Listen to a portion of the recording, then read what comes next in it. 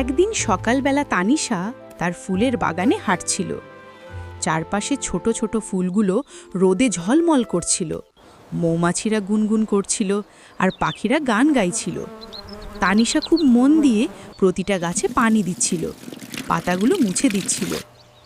এমন সময় তার চোখ গেল একটু দূরের বাড়ির পাশে। সে দেখল এক লোক একটা আধমরা গাছ ফেলে দিচ্ছে।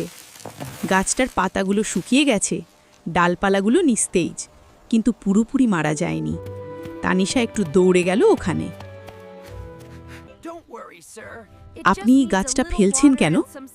লোকটা বলল, এটা তো বাঁচবে না মেয়ে, শুকিয়ে গেছে।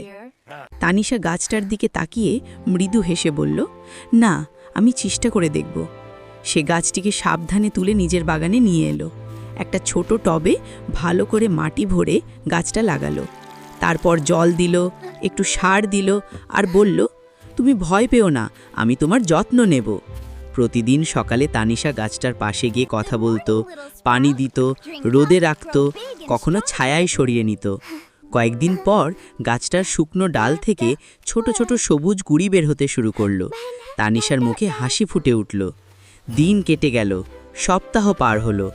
এক সকালে তানিশা দেখল গাছটা নতুন পাতা আর রঙিন ফুলে ভরে গেছে, যেন আবার জীবনে ফিরে এসেছে। তানিশা গাছটার দিকে তাকিয়ে মৃদু স্বরে বলল, দেখলে, ভালোবাসার যত্নে কিছুই অসম্ভব না।